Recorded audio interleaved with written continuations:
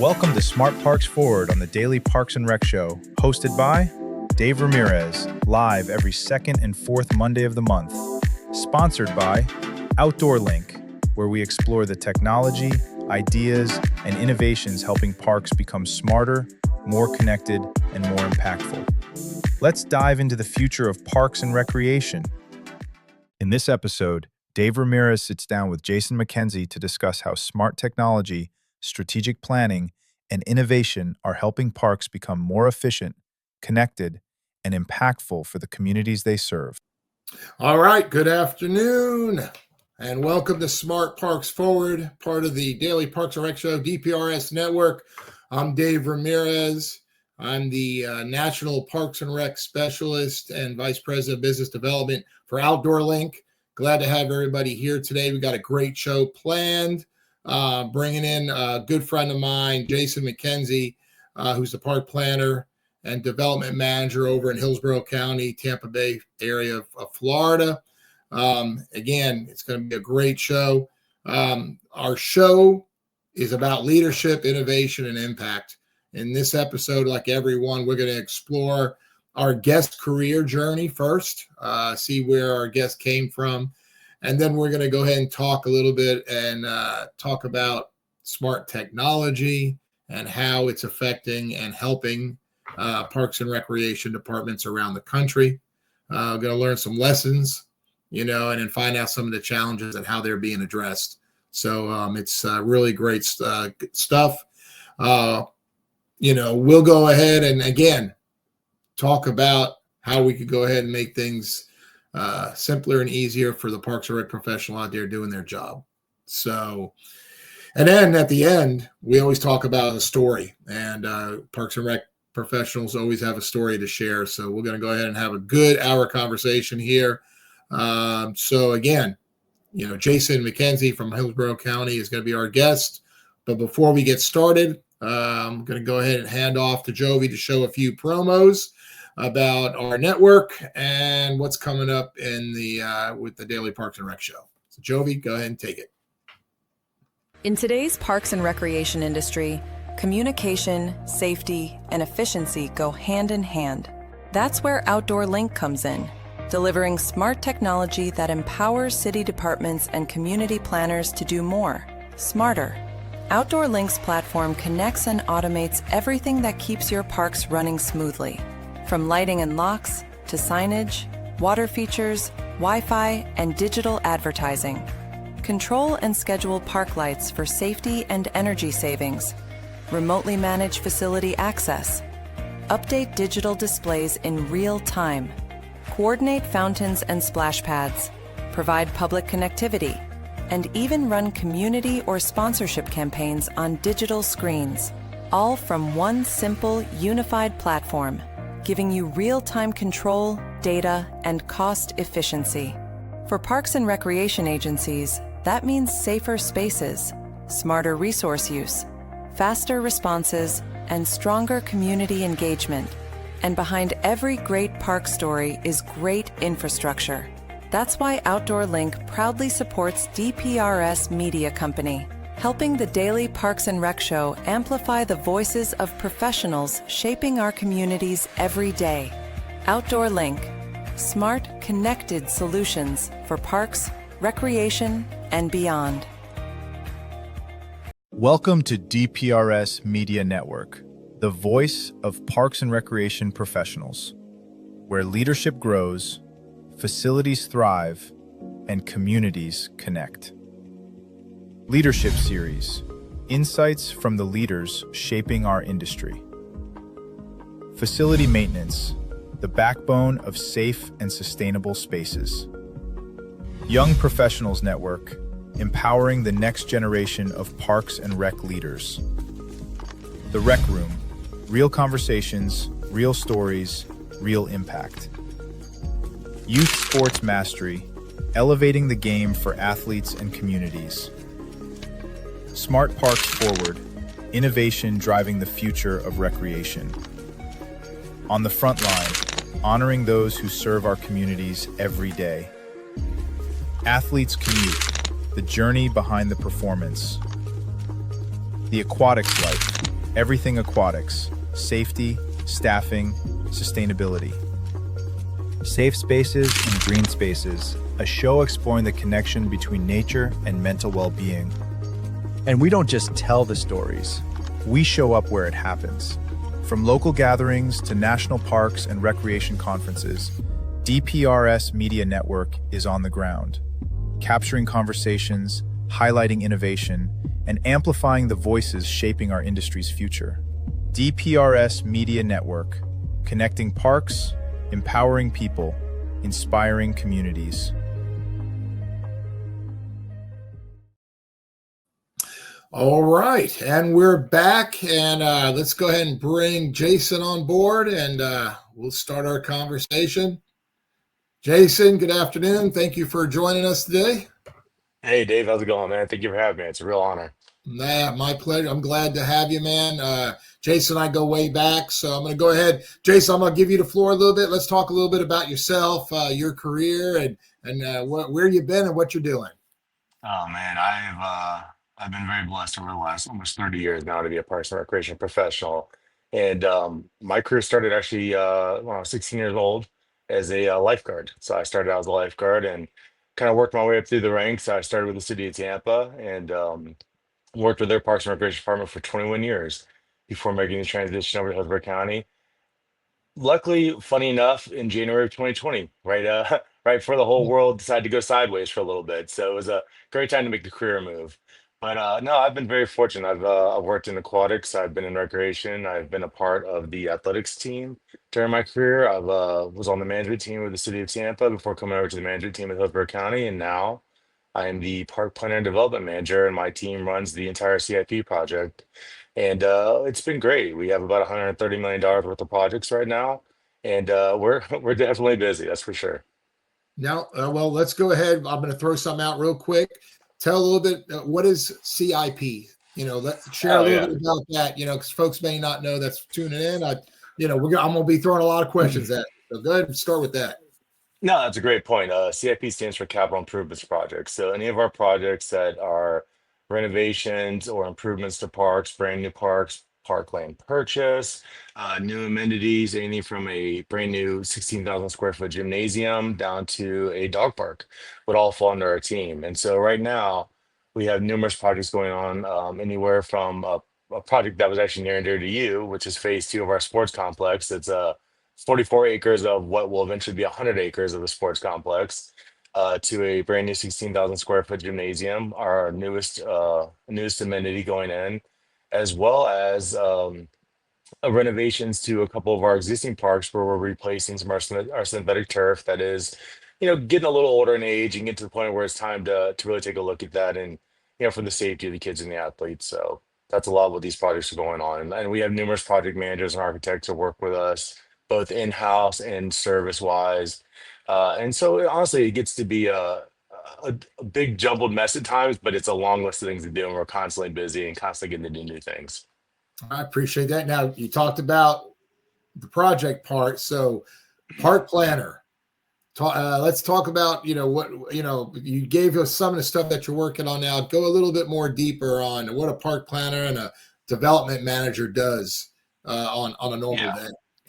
Yeah, absolutely. So I get the dubious task of trying to forecast what our system will need not only 10 years from now, but 15, 20, in some instances, 30 years from now.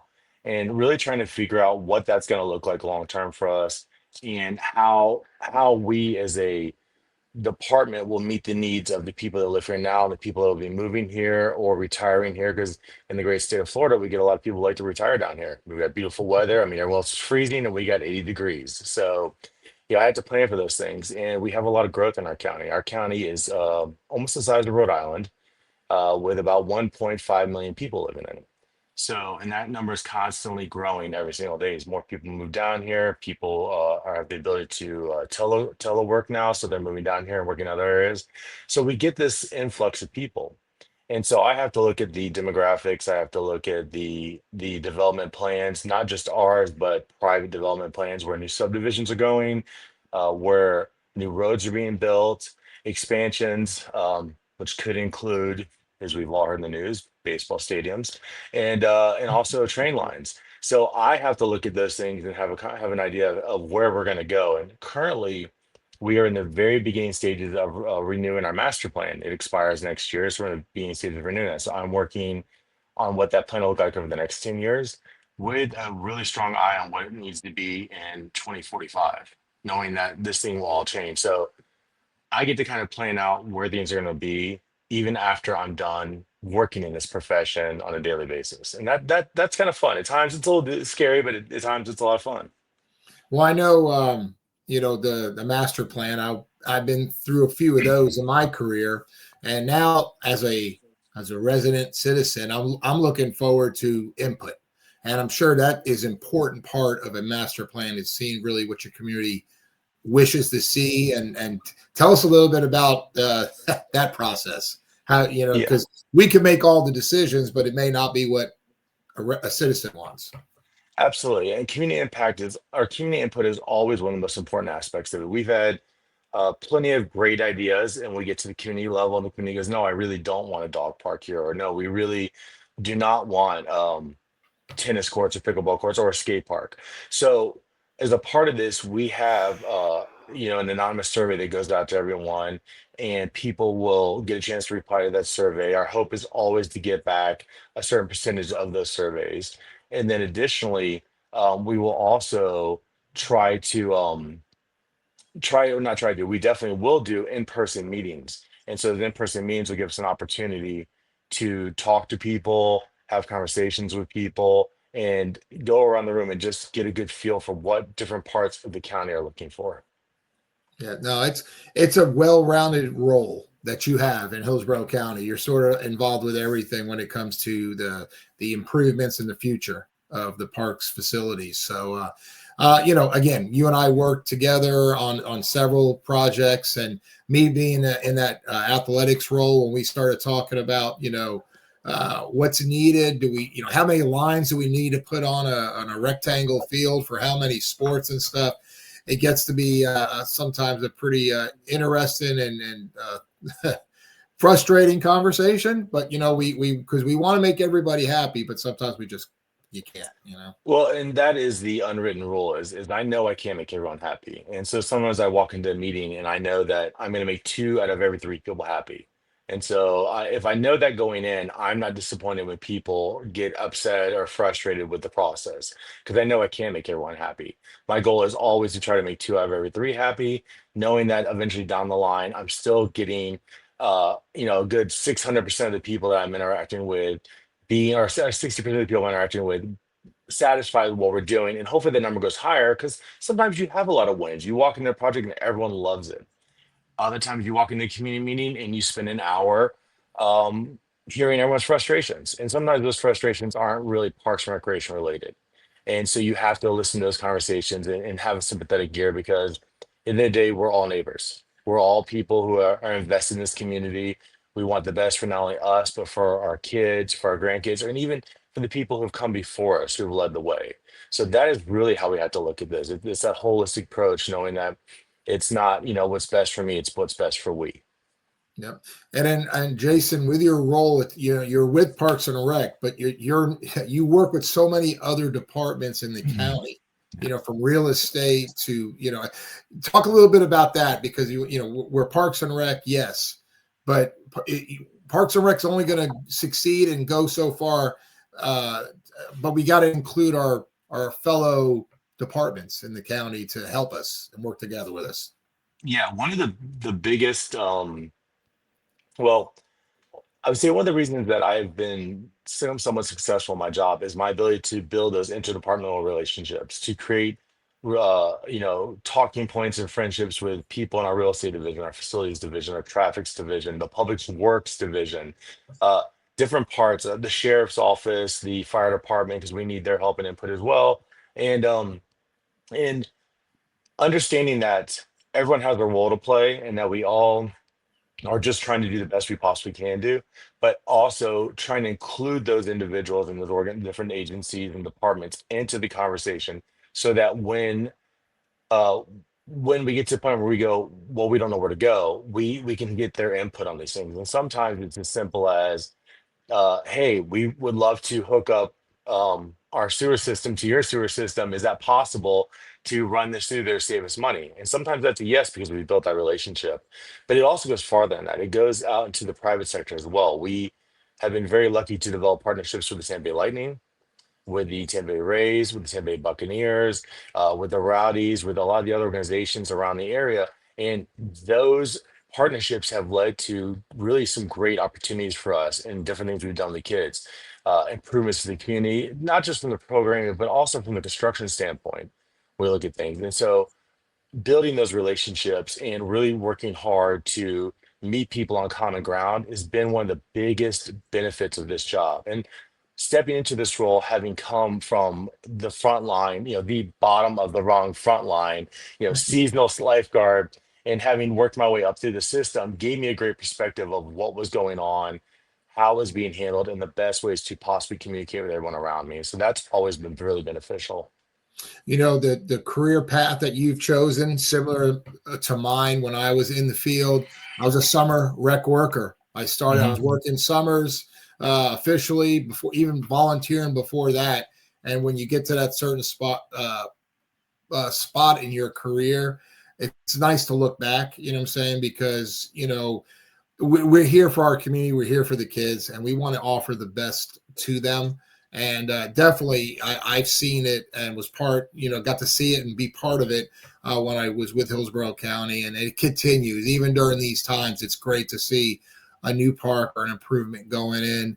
Even for me, I'm going to be a little advocate for where I live here in the Tampa Bay area. There's opportunity for some projects and growth here. So I'm looking forward to those opportunities to speak up and say, hey, I would love to have this in my neighborhood or close to me, because one thing in Hillsborough County, land is becoming sparse. We are developing up, and I'm sure, and that's also something else you do is you're looking with real estate and other departments for space, because more people move here. You have to have more amenities. You have to have more facilities. Oh, and that's one thing that's been nice is we have had the opportunity to also work with the planning commission, our local planning commission, to go over what our expectations are when it comes to development and what we will accept for parks and park space. Because sometimes you have the opportunity to work out deals with developers where you get parkland as a part of that deal. The South Shore Sports Complex is a perfect example of that. That 100 acres was a part of the county purchasing that land in lieu of doing other fees. So we've had the opportunity to amend those plans and work with them on what is acceptable, because when you have a community of 2,000 homes, a 1 acre park doesn't really fit the needs of that. And so finding what really fits the needs of those, and if they are going to provide their own amenities, if they're not going to provide their own amenities, or what we can build around there that's accessible for everyone is really important. And someone like yourself in the community who's attending these meetings, having been on my side of the rope, my side of the street, and understanding the frustrations, that voice, that advocacy in the community is huge to us, because too often we go there and, you've heard the conversation before where, well, why can't you just build this? Why won't you just build that? And to have the conversation of the things like, here's the stormwater that is required for this. Oh, by the way, your park is, we're in Florida, your park is in the 100-year floodplain. You're in an evacuation zone. If I was to build this, I'd have to build it 7 feet in the air because it has to be on stilts for possible flooding. I mean, the area you're in, as we know, got hit by hurricanes 3 times in a row almost 2 years ago.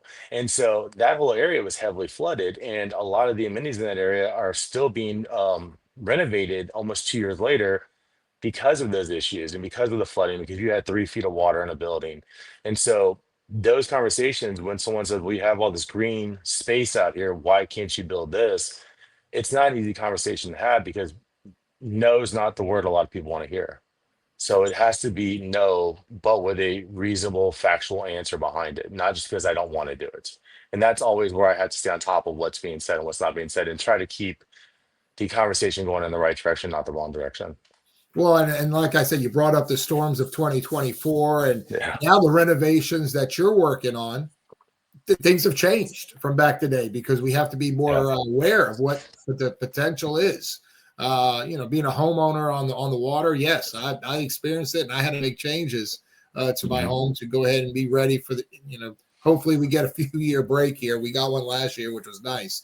But that's, you got to go ahead and take that into effect on projects, future and renovations too. It's a lot. It's a lot, man. And I can tell you, JC, you've done a great job, man. When we worked together, man, you were on it. We worked together on a lot of stuff. And I, as a resident of Hillsborough County, very happy to see where Parks and Rec's headed and the improvements that are coming up. So, like I said, we work together for a long time. We continue to communicate and chat, and I think it's a great thing. So, doing a great job, man. And I did want to bring up something because you did, you came from the city and came on over to the county.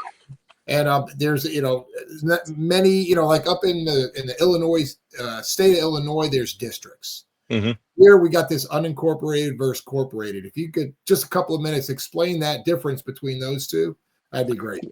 Yeah, absolutely. So here in Hillsborough County, there's actually 3 cities within Hillsborough County. There's City of Tampa, City of Temple Terrace, and City of Plant City, or Plant City.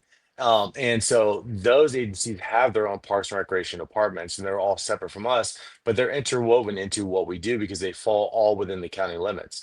So in the city, I worked under a system that was under a strong mayor system, where the mayor was the top of the line, the top of the group, and we had an administration team that led down to us.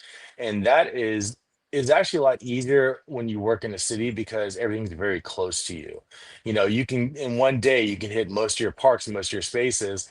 And if you can zip around to meetings and go to different sites and go to construction meetings or staff meetings or swing by places relatively quickly.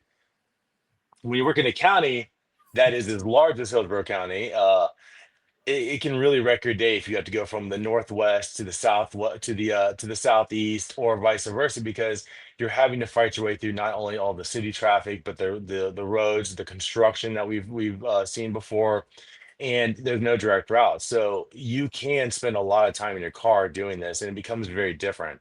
One of the other differences is your population base is, and not that the cities aren't diverse, but it's a lot more spread out when it comes to diversity. You cover a lot of ground, and you can go from an area that is nothing but horses and cattle to an area that's highly urbanized to within a second into a brand new development community that's completely I don't want to say all inclusive, but all inclusive, where they don't really have to leave their community, and then in the blink of an eye you're in strawberry fields.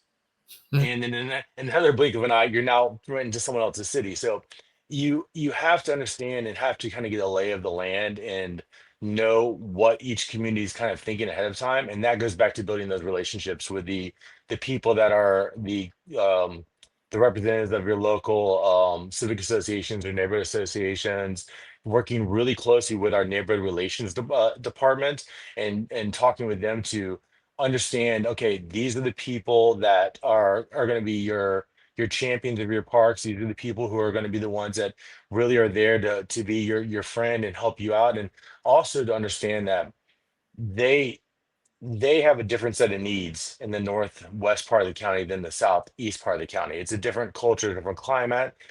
You go from one house on 10 acres to one house on 0.04 acres. And that's a big difference in change and need on what people want. So there is at a fundamental level not a big difference between working in a municipality and working in a county, but when you get out to the size and the structure of it and the distance and the travel and the diversity, yeah, sometimes it can really definitely be different. But the good thing for at least us is we have an amazing relationship with the city of Tampa, an amazing relationship with Temple Terrace and with Plant City. We can pick up the phone, we can call them, we can send emails and ask questions to each other. And it helps us to better serve the community, being able to have those open conversations. And it's something that I know our team, our management team has worked really hard on. You yourself, when you were a part of our team, you worked really hard on cultivating those relationships. Having spent 21 years with the city of Tampa, I can pick the phone up and call most of the people over there and have a conversation and get an answer. And we've developed those relationships with ourselves as well. And then also to an extent with our neighboring counties as well, to the north, to the south, to the east, and the west of us. We've worked really hard to develop those because as most people on here might think, they call it Tampa Bay. It's a region, it's a whole group of people, and it's a lot of individuals we have conversations with. So you want to really develop those relationships with those individuals. Well, you sort of hit it. There's a good relationship there. We all got to work together. There's a common vision and a common goal, and we got to work hand in hand with our neighbors. So no, I appreciate you explaining that. What we're gonna do is we'll take a quick break here. I'm gonna play a couple of videos in between, Jason, and then we're gonna come back and talk a little bit smart technology. Sounds good. All right, Jovi. It started with a shared purpose, a vision to bring people together, to inspire, to learn, and to lead. And at CPRS Conference 2026, that vision came to life. From every conversation to every connection made, this wasn't just an event, it was a community in motion. Ideas were challenged, perspectives were expanded, and leaders stepped forward, ready to shape the future of parks and recreation. At DPRS Media Network, we had the privilege of capturing it all. The passion, the innovation, the stories that deserve to be seen and heard. Because these moments don't just stay here, they ripple outward, into communities, into programs, into lives. To the organizers, the speakers, the partners, and every single attendee, thank you. For showing up, for sharing your voice, and for being part of something bigger than all of us. This is more than a conference. This is a movement. And DPRS Media Network will continue to tell your story every step of the way.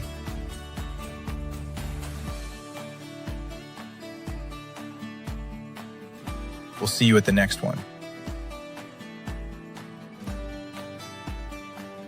This year, we didn't just attend an event. We became part of something bigger.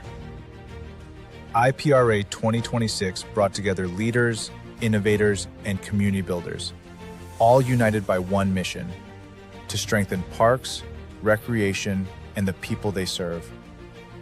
For DPRS Media Network, it was an honor to join IPRA 2026 and take part in meaningful, real-time conversations, capturing stories and amplifying voices that matter. To IPRA, thank you for creating a space where collaboration thrives and the future of parks and recreation is shaped together. We extend our deepest gratitude to Amelia and all our partners who made these live interviews possible. IPRA 2026 wasn't just an event, it was a reminder that when communities connect and stories are shared, impact follows. From all of us at DPRS Media Network, thank you, IPRA. Thank you, partners and sponsors. We're honored to stand with you and excited for what's next. All right, and we are back. As you can see, Jason is McKenzie from Hillsborough County is with us today. Conferences. You know what? Before we jump into smart technology, Jason and I go way back with the Florida Recreation Park Association. Tell me a little bit about, what you think about, FRPA and NRPA and your involvement, because I know you are heavily involved. I'll tell you what. I was very reluctant when I first was in the Parks and Professional. People were like, I don't need to go to these conferences. What am I going to learn there? And then I think it was about 2012. I got certified for my CPRP. And they said, well, hey, you're a CPRP now. You have an opportunity to go to this annual conference. Would you like to go? I said, yeah, sure, I'll go, whatever. I could not believe the amount of knowledge, the incredible individuals that were there, the classes, the sessions. I walked out, I was on such a high, it was unreal. I was ready to take on the world. Like I was like I thought I was just the next great thing. And so what we have in Florida with FRPA, and you know this, and Eleanor and Charlotte and the team are absolutely amazing. They are top notch. They give their all to us every single day. The state conference they put on, the regional trainings, the virtual trainings. I've been fortunate enough to be a part of some of those. I was even fortunate enough to actually be the chair, I think, of the 2021 state conference, which was an eye-opener to me, all the work that goes into that on the backside and how many hours and hours and hours they spend organizing that. But just the sessions alone, just the educational portion of the state conference and what you learn is so valuable. And that's not even to get into the networking, because the networking, there's no price on it. I mean, the people that I've met, the great minds that have come through the system, the conversations I've had just one-on-one with people who have got light years of experience. I mean, someone I'll probably never be as great as they are in my life. The eye-opening conversations, it's unreal. And then to now get an opportunity over the last couple of years and a few years before that um to be a part of the leadership excellence programs. We have some great programs here for emerging leaders and supervisors and managers. And I had an opportunity. You went through the Abrams program. I went through the Abrams program. I got an opportunity to be a mentor in the Abrams program. Those types of things, those individuals, those trainings really help prepare me for the things that I have got an opportunity to do now. And recently, and it's actually, sitting right here. I'll show you. It's my NRPA Director School graduate plaque. I just recently graduated this year. Congratulations. Thank you. Congratulations. Thank you, sir. That program as well on the national level was a massive eye opener to me. Not only on what I didn't know and I thought I knew, because I walk in going, oh, I've got 26 years of experience. I know I've seen it, I've done that. No, you really haven't.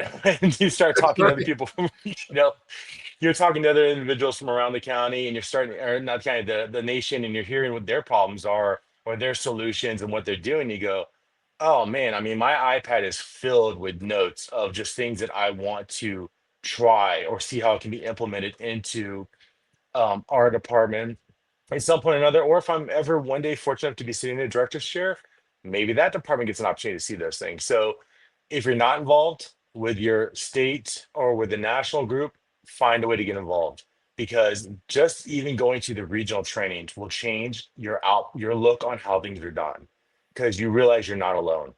Everybody else has the same ideas, the same problems. They've maybe done it, they've succeeded, they maybe haven't succeeded, and you get an idea to figure out what might be the best way to do things. And that is just so invaluable. It's unreal. So I'm very fortunate.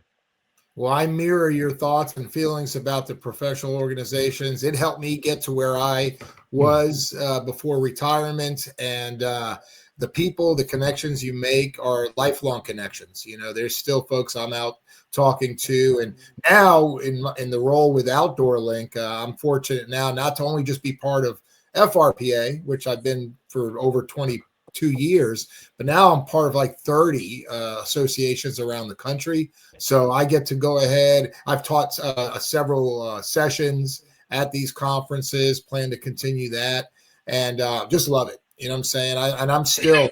I'm still learning, even though I'm officially retired from Parks and Rec. I'm still involved, and I keep my certifications. I'm also a CPRP, Certified Parks and Rec Professional, through the National Association, and I just think it speaks volumes when someone takes that effort to get there and do the test, get that acronym behind your name, and use it, and learn from it. I think it's important.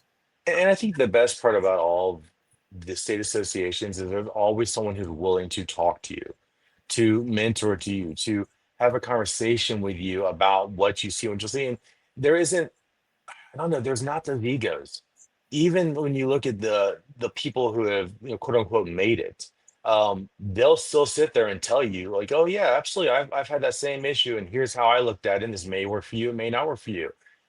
They don't owe you a thing, but they take the time out of their day to spend that conversation with you. And I've seen that, whether it was here in the state, I've seen it at the national level, I've seen it everywhere. And I think that's what's so unique about our profession is I'm not here for me, I'm here for we. And that is a huge statement to what Parks and Recreation professionals bring to the table. And then that's Parks and Rec. Bottom line, that's what we are. You know what I'm saying? We care. and we, about what we do. So, and others. So let's talk a little bit about technology now. We are in, you guys are really leading the charge when it comes to Parks and Rec and smart technology. You guys are already, I met my last interview was with Greg Brown from Hillsborough, and he shared a little bit about what he's using on the maintenance and the park services side with athletics. What are you doing as a park planner and or a development manager? How are you looking at smart technology in your projects that are coming up? Yeah, absolutely. And Greg's team has their hands full. There's 180 parks and there's well over 200 sports fields. And I've I've blessed him with a bunch of splash pads over the last 6 years. So he has his hands full on that team, and they are really working really hard on the technology portion of it. One of the first things, and then again, this is shameless plug for you guys, but Outdoor Link has been one of the big game changers for us because it allowed us to get control of what was out of control sports lights. Multiple complexes where we would get phone calls about lights burning all night long, neighbors complaining, things not on right, and astronomical electrical bills. Having the ability to program that down not only helped save the county money, but it also reduced what we would call the quote unquote illegal use on the fields. Because we all know youth sports is its own monster. Um, and that helped corral some of that a little bit. So that was one of the big things for us. And we've actually integrated that into other areas. We have it on some of our event pavilions now for rentals, where we can turn on the lights and the power for people based on rental basis, so that we don't just have open outlets out there where people are just doing whatever they want to do. And it kind of helps us control what's going on, because the last thing we want to do is pull up to the site and there's a bounce house there and no one has insurance on it or anything else, and there's just all kinds of shenanigans going on. And you and I will get to stories later on, I'm sure. But Yeah, but those types of excuse me, it's Florida, this pollen. So what can I say? no, You you're know, good, man. the that has been a huge help for us. And again, we have other partners as well. We worked with that on. One of the biggest, or one of the newest things that we've started to do, and I think this came from maybe me being a parent myself and being a little conscious of that, is we have really integrated a lot of our point to point or even data driven security cameras at some of our high profile sites. We have a great park here called Carewood Village Park. It's beautiful. It was a wastewater facility that was turned into a park. It was completely renovated, all kinds of soil treatment done.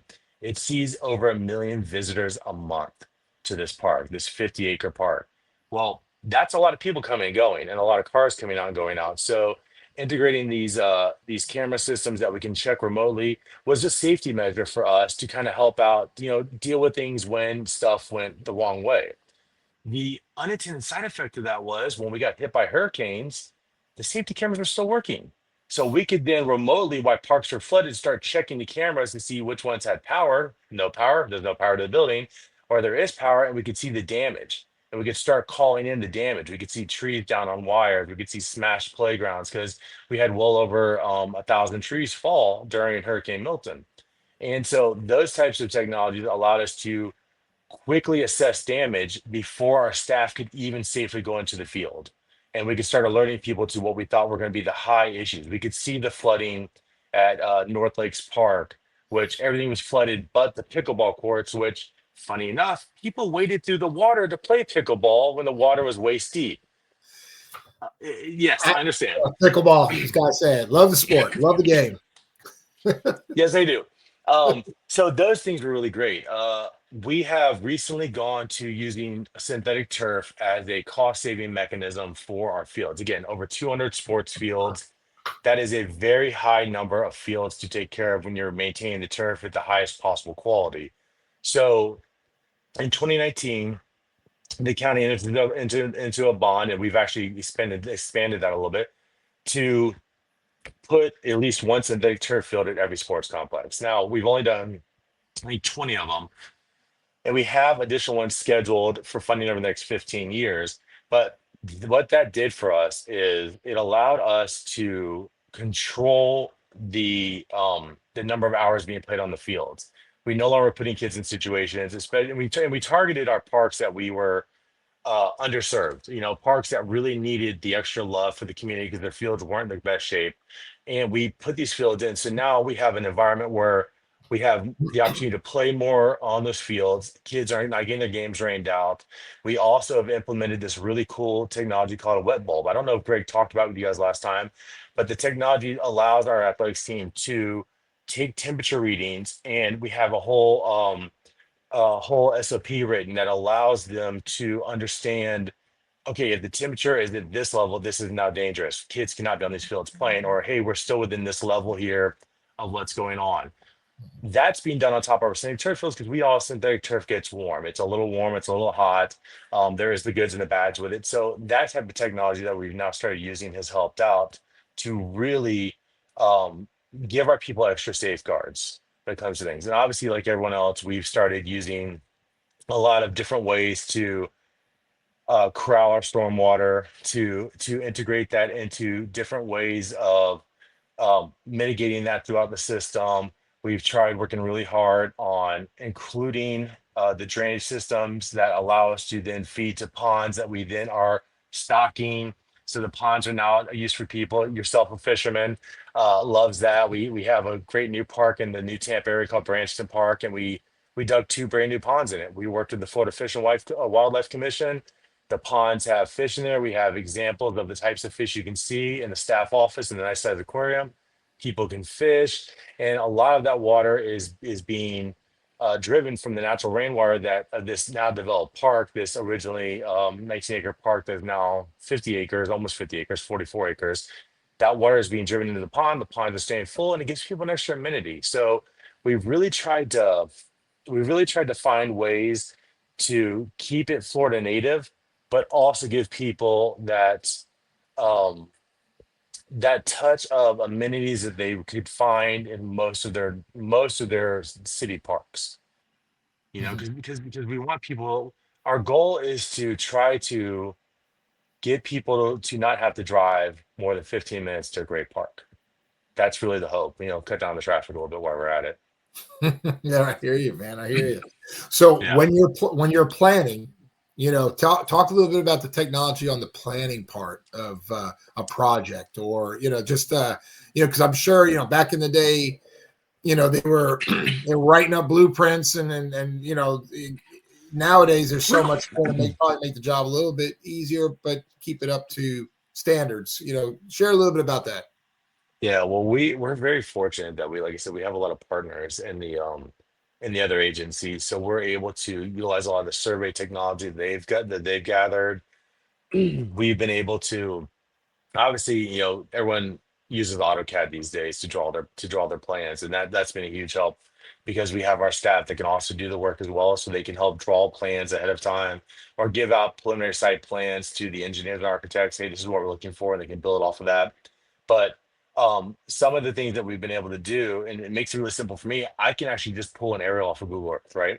I can then take that and I can use that to mock up a design of what I'm looking for, pass it along to one of our architects in-house and say, hey, this is what I'm thinking for this location. I know we don't have all the data information and all the environmental concerns, but put this to scale for me. Put this to scale for me, and let's start the conversation. So just even the ability to do that, and one of the things that hey, it's funny. So when I first started in the plane stuff, we used a lot of scratch paper, right? Tracing paper. We would bring out plans, we would lay them on the table, we throw the tracing paper down on top of it, we cut out the black markers, and we would start drawing on the tracing plans. We throw that piece away, we draw again, and we're trying to redesign what's there. Well, it frustrates some of my colleagues because I will take the iPad that I'm actually talking to you on right now, which is an iPad Pro, and I will take my Apple Pencil and I will draw on that, and then I'll immediately send that file to them right there in the meeting, and they just stare at me because because it's like, but this is the technology we can use. I can pull the plans up in the field, I can draw on them, we can sketch them up, we can even take a quick picture of the site and then quickly draw on there. It's not to scale, but it gets the concept and gets the ball moving much faster for people. So just the availability of technology on a daily basis has been great. And love it or hate it, Teams messages have made my life a lot easier. It cuts down the travel time. I can meet the architects and engineers on a phone call, we can pull up the plans. I can draw on it while they're drawing on it. We can work in the same space, and it allows us to quickly communicate. And there's not, again, I live in the county here. It can take an hour and a half to 2 hours to go 50 miles, depending on the day of the traffic and the conversations we're having. So those little bits of technology have been a huge help to us, just on a daily basis of performing what we're trying to do with everyone. Yeah. Well, again, we're in this generation now. Like you mentioned, Google Earth. I used to used to love Google Earth to go look at a complex. If I needed some measurements, I was able just to go in there and Mhm. draw a line and get measurements instead of going out and sending somebody through the traffic with a wheel to walk it. You know what I'm Yeah. saying? I was able to do that right in front of me on a computer. And then with AI becoming what it is, it's probably going to even enhance what you do and even more. And I'll be honest with you, there's still some news said for going out with a wheel. I did that about 2 weeks ago. I went out with a wheel and I walked a walking path. Why? Because I couldn't see it under the canopy of the trees. And I Right. wanted to know how long the walking path was because I had to get an idea of what I was looking at to replace when it was going to be upgraded. And it's nothing wrong with getting my steps in on a beautiful Florida morning. Um, but those types of things you can't really replace them. And I am a big um I, I'm a big champion of not staying in the ivory tower and getting out in the parks where the people are, because that's who I'm serving. I love to go to the sites. I love to talk to people. I love to get their input. We've been working through our ADA transition plan now for the last couple of years, and I love to go to the sites and ask the supervisor, "Hey, here's an idea I have. How does this affect what you're trying to do?" Because I remember when I was running a recreation site and I would show up one day for work and there'd be three new garbage cans in places that were the worst possible place to put them because somebody showed up, drilled some holes in the ground at 7:30 in the morning and stuck a garbage can there. And I'm like, no, I don't want to do that to somebody. I want to have that conversation like, hey, if I plant, 15 trees here, what's this going to affect you? Well, that's where the cheerleaders practice cheerleading. That's the only spot they have. Great. I didn't know that because I don't work here.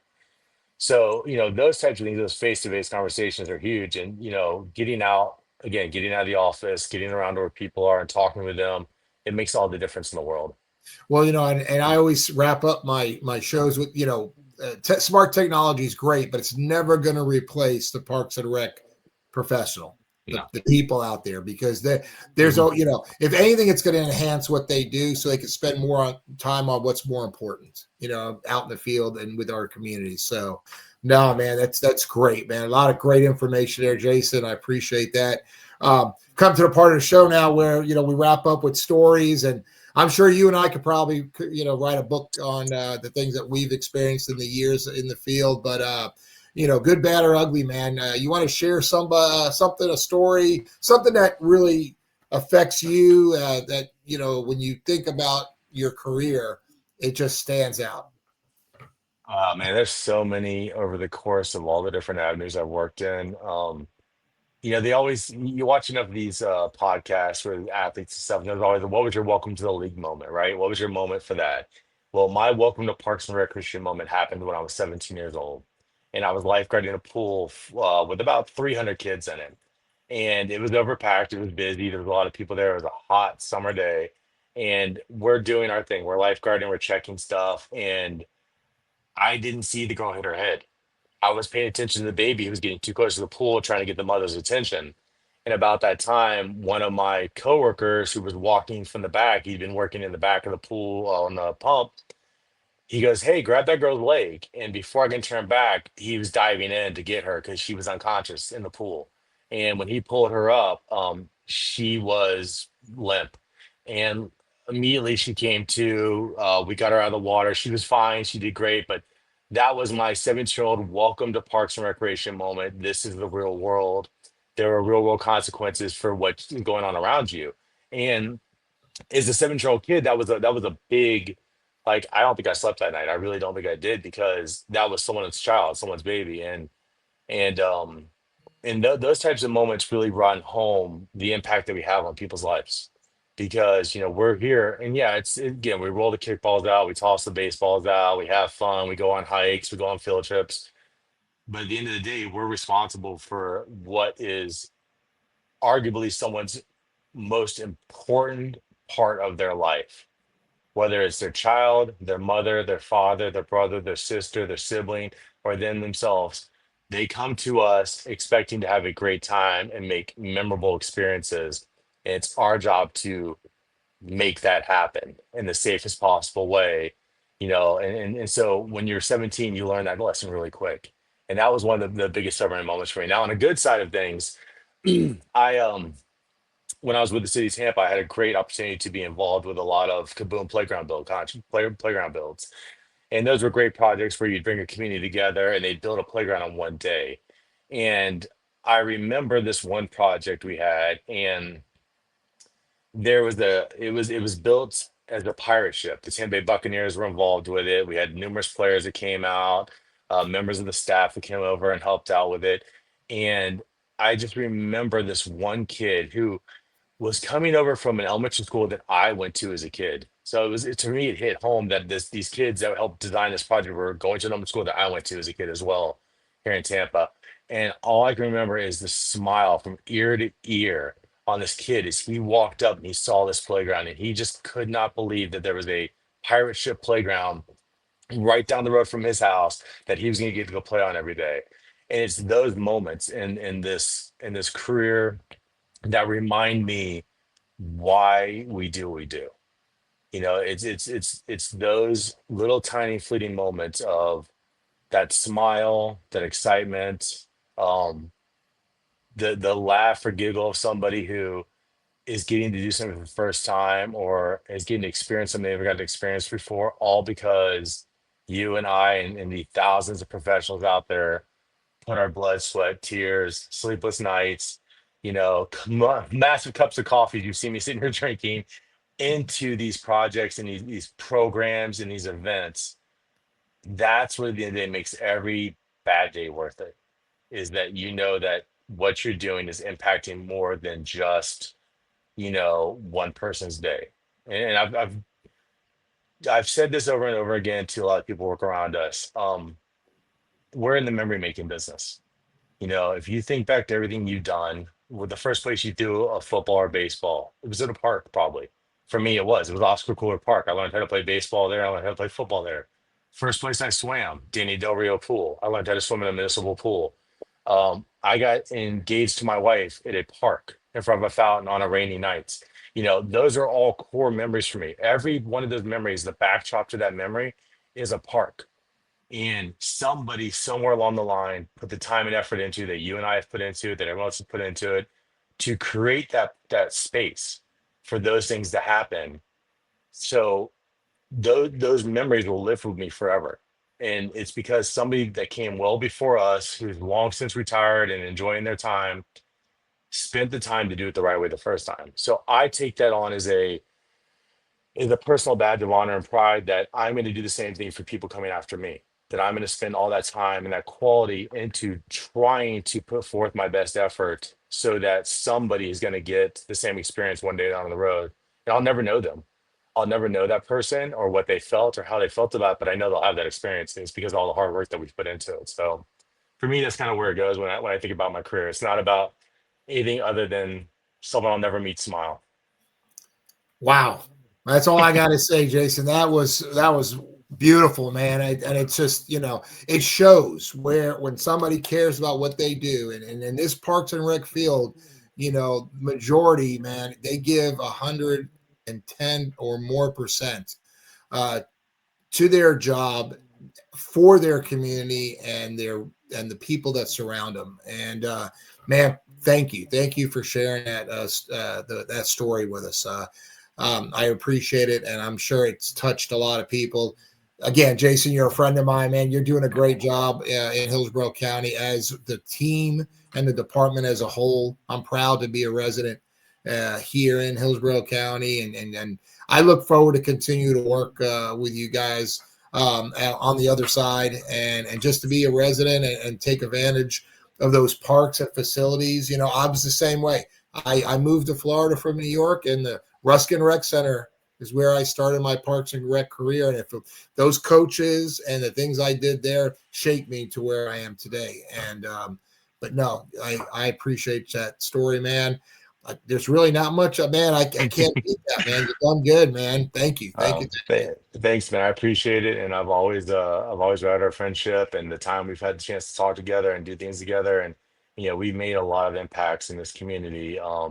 You did 30 years here, and it's 30 years that touched a lot of people's lives, made an impact in their lives. I mean, all the things you did. I mean, I remember we cleaned out JB Gibson and all the fishing derby gear you had from all the fishing derbies you did. Is we made clean out. I mean, just that alone, all those times those kids got to fish that never would have gotten to do that, and all the impacts you made. So, we do appreciate you, man, and all the other people that have got an opportunity to be a part of this profession. It's not a get rich profession and the monetary value, but you know, your heart's full at the end of the day, and you know how important the impact is and what you're doing for everybody in the community. And we're one of the few that get to say that we work with people from the time they're born until the time they die, and we get to make an impact their entire life. And that is a positive impact their entire life. And so we really are the fortunate ones at the end of the day. Yep. Very much agree. So with that, Jason, I want to thank you for joining me today and spending a few time. I know you were camping with the kids this weekend, and you came on board today to do the interview, and I appreciate it. It means a lot. And look forward to seeing you soon and catching up some more. Absolutely, sir. And thank you again for your time, man. I really appreciate it. And we'll definitely talk soon. All right. Thank you, Jason. Man, thank you, sir. See you, buddy. You got it. Take care. See you. Bye. Bye-bye. All right. Man, what a great story. Great guy. Great things happening in Hillsborough County. You could hear it. You could feel it in his in our conversation. At the end of the day, this profession is about people. Passion and purpose. Parks and recreation professionals are essential, to public safety, community wellness, to quality of life of every city we serve. Smart technology, like I mentioned before, will never replace Parks and Rec people and leaders. It only allow them to focus on the important things needed in the counties and cities and villages and park districts and municipalities, to improve operations, to increase efficiency, enhance safety, and overall better serve their community. I want to thank everybody for tuning in today. I hope you enjoyed our conversation with Jason McKenzie from Hillsborough County. Thank you for tuning in to the Daily Parks and Rec Show Network, DPRS Network. If you please share, if you watched, share this with your friends and other colleagues in Parks and Recreation. There's so much involved in the network that I am very proud of being part of as a host and as a sponsor with Outdoor Link. Go ahead and share that word. The variety of shows is tremendous. Everything from leadership, sports and athletics, after school recreation, facility maintenance, military recreation, young professionals, aquatics, health and wellness. It just keeps on going and growing. It's a great thing. There's a weekly newsletter involved with the site as well. So check us out. Our next got a couple of episodes coming up in April where I'm going to go ahead and have Josh Bryant on from Cobb County, Georgia, and the athletic manager from Hillsborough, Chris Kitty. So stay tuned for those upcoming shows in April. And with that being said, thank you for tuning in. Thank you for DPRS and the support of Outdoor Link for me to host and allow this. And with that being said, that's a wrap, and we'll see you soon. Thank you. It didn't start with a studio or a big budget or a perfect plan. It started with belief that stories matter, belief that voices deserve to be heard, belief that community is powerful. What began as a single conversation has grown into something far bigger than us. Today we pause, we reflect, and we say thank you. To our guests, thank you for showing up, for being honest, for trusting us with your stories and letting the world hear them. To our partners and sponsors, Thank you for standing with us when the vision was still taking shape. Your belief gave this network its foundation. And to our audience, the ones who listened, who watched, who shared, who believed, you didn't just support DPRS Media Network, you built it. This past year changed everything. We grew our shows, we raised our standards, we reached new communities, and we told stories that needed to be told. From parks and recreation to sports, youth, technology, and culture, we learned something important. Growth isn't about numbers, it's about impact. As we grow, our mission becomes clear. Our mission is to create media that matters, media that educates, media that inspires, media that connects people through honest, human storytelling. To spotlight the people, the programs, and the ideas shaping parks, recreation, sports, and the future of our shared spaces. And our vision is bold. We envision a media network that doesn't just document the world, but helps shape it, where local voices spark global change, where communities see themselves reflected, and where media is a force for good. The future ahead is bigger than any single episode. More voices, more stories, more collaboration, live events, original films, deeper conversations, and a growing community united by purpose.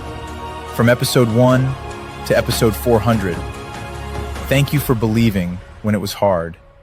Thank you for staying when it was uncertain. And thank you for walking this journey with us.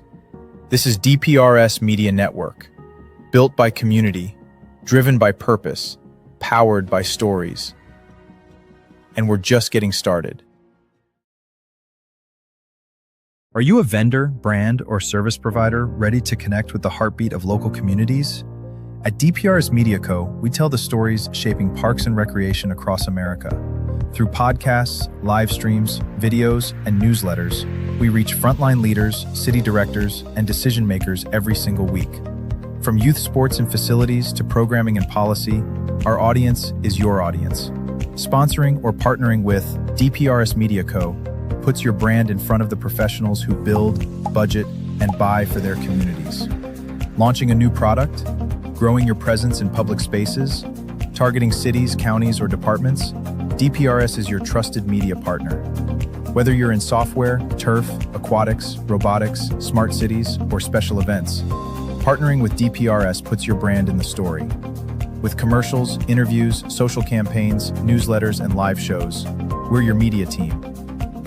Partner with us and grow your impact in the $200 billion parks and rec industry. DPRS Media Co. Stories that move parks and rec forward. Your audience is here. Let's meet them.